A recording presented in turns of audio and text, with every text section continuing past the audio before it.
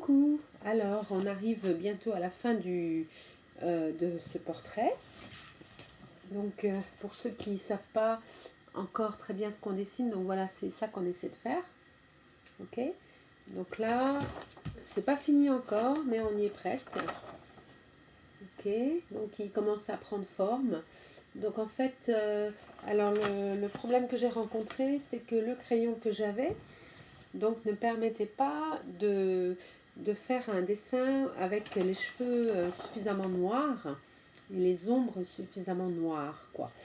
Donc en fait, ok, donc ce qu'on fait si on n'a pas le bon crayon, c'est que on repasse les ombres plusieurs fois, on essaie de foncer de plus en plus. Mais donc là, la prochaine étape, ça va être de trouver donc un crayon spécifique, assez gras, certainement un crayon au charbon, voilà, pour accentuer la noirceur des cheveux, des sourcils, etc. Là, vous voyez, c'est très très noir, quoi. Ok. Donc première chose, c'est ça. Donc après, je me suis attaquée aux cheveux. Donc d'abord, on regarde sur la photo la forme. Donc on commence par là, comme ça. Ok. Et puis on continue ici. Et puis voilà, j'ai fait des traits comme ça qui partent comme ça. Et puis quelques cheveux qui partent par là. Et donc en fait, après, donc ce qui est très important après, c'est avec son crayon, c'est de repasser un trait très léger. Donc le truc, c'est de faire comme ça.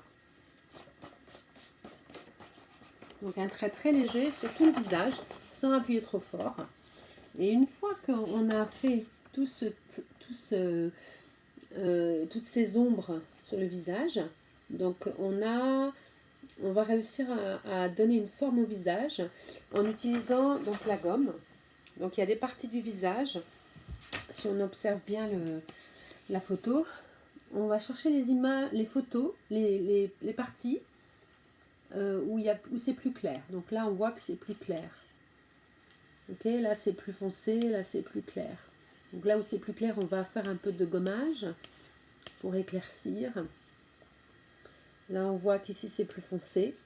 Et là, c'est plus clair. Donc toute cette zone, il faut gommer un peu.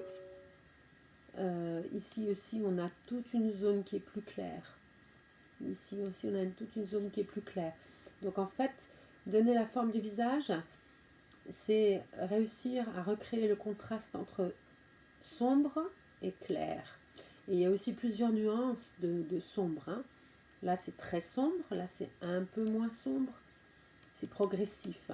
Donc en fait, il faut bien observer tout ça. Donc là, on voit sur le front, c'est plus clair, ici. Et là, c'est plus foncé. Là, c'est plus clair. Et là, c'est plus foncé. Là, c'est plus clair. Et là, c'est plus foncé. Là, il y a toute la zone plus claire. Là, très foncé. Ok? Voilà. Donc, voilà ce qu'on a fait aujourd'hui. Ok. Et ensuite, une fois que vous avez tout repassé au crayon, en fait, il faut utiliser donc un bout de papier. Vous prenez n'importe quel bout de papier. J'essaie de vous montrer. Et vous frottez comme ça. Pour uniformiser le tout. Voilà. Pour pas qu'on voit trop les traits comme ça. Ok? Vous voyez ce que ça donne de près. Donc ça commence à prendre forme petit à petit.